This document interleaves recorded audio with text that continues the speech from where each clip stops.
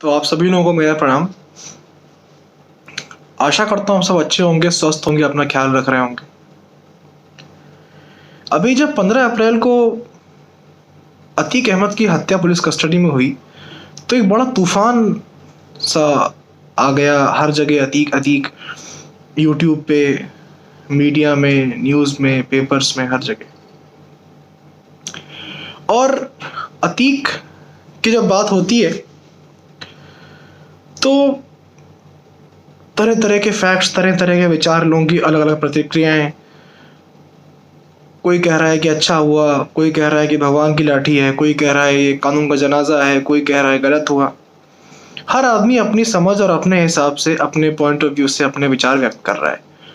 खैर, इसमें कुछ बुराई भी नहीं है, हर व्यक्ति को आज़ादी है अपने विचार रखने की। लेकिन कुछ बातें ऐसी हैं जिन पे हमें चर्चा करनी पड़ेंगी। अब अतीक कौन था, वो अतीक कैसे बना, इस पे कई वीडियोस आपको मिल जाएंगी। बहुत सारे टीवी पे डिबेट हो रही हैं, लोगों ने डेटा दिया। 5 बार का विधायक, 1 बार सांसद, चांद बाबा की हत्या, लोगों के साथ रंगदारी वसूलना, अपहरण करना, रेप करना, हत्या करना और ज़मीनें लोगों की लिखवा लेना। जो सबसे बड़ा उसने किया वो ज़मीनें लोगों की लिखवाई, ज़मीनें कब्जा करी। अब इतने संगीन जुर्म, 100 से 150 मुकदमे, समाजवादी पार्टी से टिकट मिला, अपना दल के टिकट पे लड़ा, निर्दलीय भी खड़ा हुआ और इतने सारे अपराध, जेल में बुला के बिल्डर को पीटना, लोगों को तेजाब में नहला देना, बिजली का करंट दे के मारना, खाल उतार लेना, अजीब क्रूर तरीके की यातनाएं, जुर्म, लोगों के दिल में डर बैठाना। सिर्फ अमीर ही नहीं, गरीब लोगों से भी उसने लूटा, नोचा, ज़मीनें ले ली। अमीर लोगों से भी रंगदारी वसूलना, हफ्ता वसूलना, धमकाना, टॉर्चर करना, इस तरीके की चीज़ें उसने करी। एक माफिया डॉन। सिर्फ यहाँ ही नहीं, अभी कुछ दिन पहले एक विदेशी एंगल भी आया हथियारों का और चीज़ों का। अब जब ऐसे व्यक्ति की बात हो रही है जिसके ऊपर इतने संगीन जुर्म है, इतनी इतनी संगीन धाराओं में मुकदमा दर्ज है, लेकिन इसमें कुछ बातें बड़ी मज़े की हैं जिस पे लोग चर्चा नहीं करना चाह रहे हैं। अब चर्चा क्यों नहीं करना चाह रहे हैं ये पता नहीं, पर हम चर्चा करेंगे। देखिए, जो आम जनता है ना, उसको सुकून चाहिए, उसको डर में नहीं जीना। डर में जी रही थी, उसकी मजबूरी थी, और उसको न्याय चाहिए। जो लोग ये कह रहे हैं कि किलिंग हुई, उसको लोग सेलिब्रेट कर रहे हैं, लोग सेलिब्रेट नहीं कर रहे हैं। हम तो चाहते हैं कानून के हिसाब से हो, लेकिन न्याय मिलने में इतनी देरी हो जाती है। उमेश पाल का अपहरण 2005 में हुआ और फैसला आया आज 2023 में। अगर आप देखें तो लगभग 17 साल निकल गए एक फैसला आने में, लगभग 2 दशक। और आज अब ये क्या कहा जाए कि वो इंसान खुद इस दुनिया में नहीं है। खैर, कुछ मुद्दे जो मुझे लगा मुझे उठाने चाहिए, इस पे बात करनी चाहिए।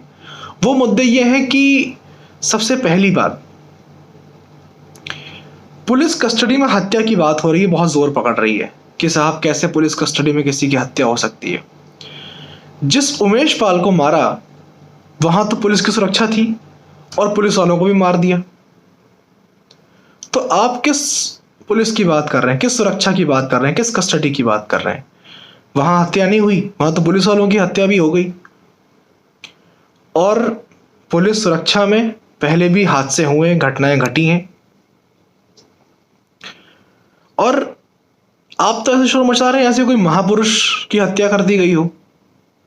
ठीक है, हत्या जायज नहीं है, हत्या को हम ठीक नहीं कह सकते, ये कानूनन जुर्म है, इस पे कोर्ट को एक्शन लेना चाहिए और ये गलत है। हत्या किसी की भी हो गलत है, लेकिन आप तो ऐसे आंसू बहा रहे हैं, उमेश पाल की मौत पे किसी ने आंसू नहीं बहाया। वो जो 2 हमारे पुलिस के जवान चले गए उनकी मौत पे किसी ने आंसू नहीं बहाया।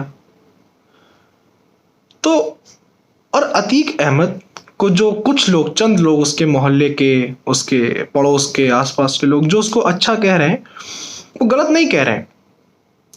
ऐसे लोग अक्सर रॉबिन हुड की छवि रखते हैं अपने मोहल्ले में। उनके साथ खड़े हो जाना, किसी विवाद में उनकी सहायता कर देना, पैसे रुपए से साथ में खड़े हो जाना, उनके यहाँ शादी बारात में चले जाना, उनके लिए यहाँ वहाँ फ़ोन कर देना। तो आप जब उनकी ताकत से, अपने रुतबे से, अपने पैसे से उनकी मदद करते हैं तो आप उनके लिए अच्छे हो जाते हैं। भले ही वो ताकत, वो पैसा आपको हज़ारों लोगों को लूट के, मार के हासिल हुआ हो।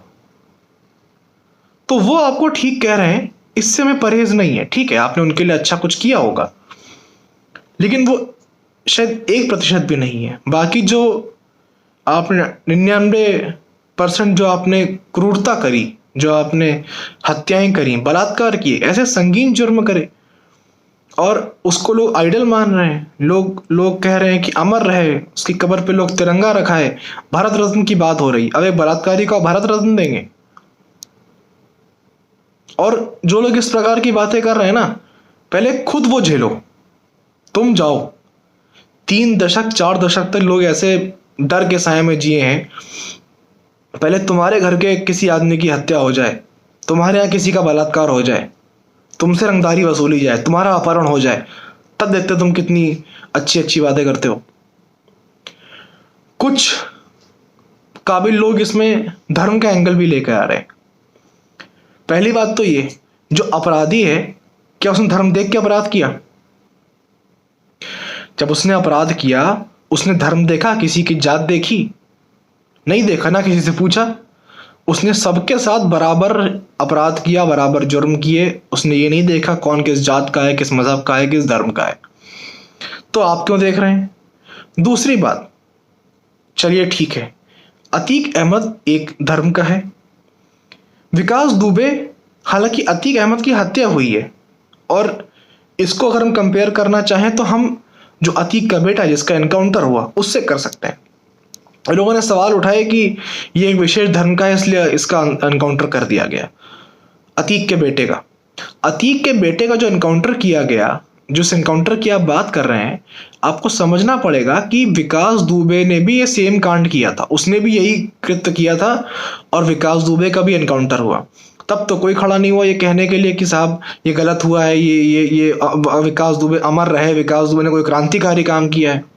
उसने निर्ममता से लोगों की हत्या करी, पुलिस वालों की हत्या करी, वो शहीद हुए और वो एनकाउंटर में मारा गया। ऐसे व्यक्ति से किसी को भी हमदर्दी होनी ही नहीं चाहिए। धर्म का और गुनाह का तो कोई मेल है ही नहीं। धर्म अपनी जगह है और गुनहगार अपनी जगह है। किस धर्म में ऐसा लिखा है कि आप गुनाह करो? तो आप गुनहगार को धर्म को जोड़ ही नहीं सकते। किसने बोल दी ऐसी बात? गुनहगार क्या धर्म देख के गुनाह करता है? जब विकास दुबे ने गोलियां चलाई थी जिसमें पुलिस वाले की जान चली गई थी, उसने क्या पूछ के मारा था कौन किस धर्म का है? जब हमारे ये प्रयागराज में घटनाएं होती रही, अतीक अहमद लोगों को लूटता रहा, मारता रहा, वसूलता रहा, उसने क्या पहले उनके आधार कार्ड चेक करे थे कि नहीं नहीं ये फलाने धर्म का है, इसको हम नहीं लूटेंगे? उसने तो बराबर लूटा। लेकिन आपको धर्म लाना है इसमें। इसके बाद जो बात हो रही है कि लोग सेलिब्रेट कर रहे हैं, लोग सेलिब्रेट क्यों कर रहे हैं, इसके पीछे का कारण किसी ने जाना नहीं। देखिए, आम आदमी को इससे फर्क नहीं पड़ता। आम आदमी को चाहिए कि जो गुनहगार उसको सजा मिले। तरीका यह है कि पुलिस एफआईआर लिखती है, पुलिस इन्वेस्टिगेशन करती है, तथ्यों को इकट्ठा करती है और जो गवाह हैं उनसे चर्चा करती है, पूछताछ करती है, और ये बात फिर कोर्ट में जाती है। कोर्ट में गवाह पेश होते हैं, जो तथ्य होते हैं वो रखे जाते हैं, जज साहब उसको सुनते हैं, उस पर बहस होती है और फिर आपको सजा दी जाती है। अब इसमें 2 बातें हैं। पहली तो ये कि जब पुलिस ही ठीक से काम नहीं कर पाएगी, उस पर दबाव होगा, उसको खुल के काम नहीं करने दिया जाएगा, एक सांसद है, एक माफिया है, एक विधायक है, उसके खिलाफ पुलिस ठीक से कैसे काम करेगी? तथ्य ठीक से पेश ही नहीं होंगे, गवाहों को मार दिया जाएगा, दबा दिया जाएगा, धमकी दी जाएगी, खरीद लिया जाएगा, तो गवाह तो मिले नहीं, तथ्य आपने मार दिए, तो कोर्ट में मुकदमा चलता रहेगा, प्रूव ही नहीं होगा। अब दूसरी बात आई, मान लो ये हो भी जाए, तो जेल अगर आपने भेज भी दिया, सज़ा हो भी गई, तो जेल में तो बैठे बैठे उठवा लिया उसने लखनऊ के बिल्डर को, और जेल में मारपीट के तो ज़मीन लिखवा ली। तो किस जेल की आप बात करते हैं? जो जेल अपराधी को रोक नहीं पा रही है, वहाँ वो फ़ोन से बात कर रहा है, लोगों को धमकियाँ दे रहा है, अपहरण करके जेल में ही उठा रहा है, जेल में ही वहाँ मार रहा है। तो जिस जगह अपराधी अपराध करने के लिए गया है वहीं वो अपराध कर रहा है, तो आप फिर किस जेल की बात कर रहे हैं? मुझे लगता है कि बहुत बड़े स्तर पे हमें रिफॉर्म्स चाहिए, अमेंडमेंट्स चाहिए, बुद्धिजीवी लोगों को सोचना पड़ेगा, निर्णय लेना पड़ेगा, कैसे हमारे न्यायपालिका में सुधार आए, कैसे जेल सिस्टम में सुधार आए। और इसके बाद तब जब इंसान को ये भरोसा होगा, आप देखिए ना, अगर आप किसी को उठा के जेल भी भेज दें, दुर्दांत अपराधी है, वो वहाँ से भी अपराध कर रहा है, तो किसको ये संतुष्टि मिलेगी कि नहीं साहब जेल चला गया, सज़ा हो गई, अब सब ठीक है? वो जेल से भी वही अपराध कर रहा है। तो फिर ये आदमी ऐसे किलिंग्स एनकाउंटर्स को सेलिब्रेट करेगा। ये सेलिब्रेट भी नहीं करने चाहिए, क्योंकि अगर आप ये सेलिब्रेट कर रहे हैं तो हम एक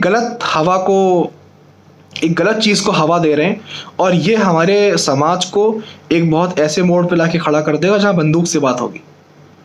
ये भी बहुत गलत है। लेकिन फिर वही बात आती है, दूसरा छोर ये है, 17 साल, 25 साल, 30 साल जब न्याय मिलने में लग जाएंगे, तो उस न्याय का अगर न्याय मिल भी आता तो उस न्याय का कोई अर्थ नहीं है। तब तक कितने लोग मर जाएंगे, लोगों की हत्याएं हो जाएंगी, लोग नेचुरल डेथ से मर जाएंगे। तो फिर आप किस कानून की, नियम की, संविधान की बात करते हैं? और चलिए आप करते भी हैं, इस केस में तो आप नियम कानून संविधान की बात कर रहे हैं। जिन सैकड़ों लोगों का घर उजड़ के ज़मीन चली गई, उनके लिए आप कभी बात नहीं करते। उमेश पाल की बात किसी ने नहीं करी, उसके घर कोई नहीं गया। जो हमारे मारे गए पुलिस के सिपाही, हमारे जवान, उनके घर कोई नहीं गया, उनके लिए किसी ने आंसू नहीं बहाया। उनका तो आपको नाम भी पता नहीं होगा, लेकिन अतीक अहमद पे आप उसकी कवर पे तिरंगा झंडा रख रहे हैं, उसको आप भारत रत्न देने की बात कर रहे हैं, उसको आप कह रहे हैं अमर रहे, उसको आप कह रहे हैं शेर था। जो लोग ये बात बोल रहे हैं ना, उनके साथ ही होना चाहिए। जब उनके साथ ही होगा तब उनको एहसास होगा कि जब किसी एक व्यक्ति के साथ ऐसा होता है, जब वो ऐसे माहौल में जीता है, तो उसको किन कठिनाइयों का सामना करना पड़ता है, किस दहशत में वो जीता है जिसका परिवार उजड़ जाता है। आप इसलिए बोल रहे हो आपके सामने हुआ नहीं है, आपके साथ ये घटनाएं घटी नहीं है।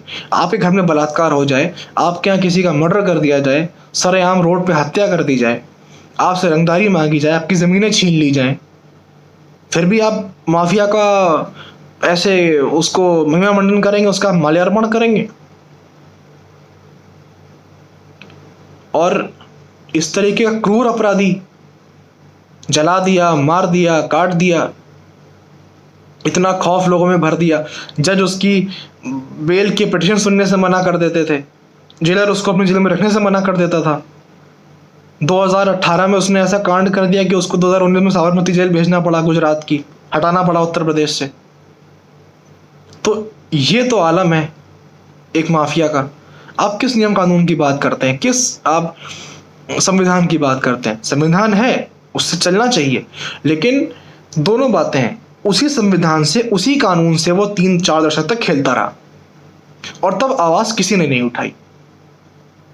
जो तो इसके भुक्तभोगी थे वो तो उठा नहीं सकते थे, लेकिन बाकी लोग भी तमाशबीन बन के देखते रहे। आज जब उस माफिया के साथ ऐसा हो गया, तो आप सबके हमदर्दी निकल आई, आप सबको संविधान दिखाई पड़ने लगा, कानून दिखाई पड़ने लगा। कानून संविधान है, लेकिन वो बराबर होना चाहिए सबके लिए, किसी के लिए कुछ, किसी के लिए कुछ नहीं होना चाहिए। तो मुझे लगता है कि इस पे लंबी चर्चा हो सकती है, बट समय इतना नहीं है।